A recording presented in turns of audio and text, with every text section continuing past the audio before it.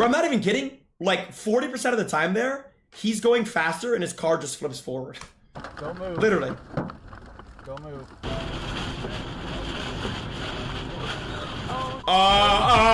Swerve! Swerve! This tourist boat underestimated the power of the river current.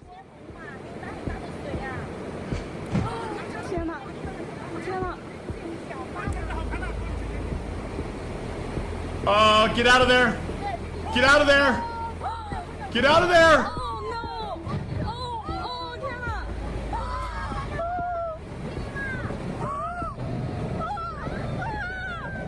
Luckily, nobody was on board at the time. Oh, thank God.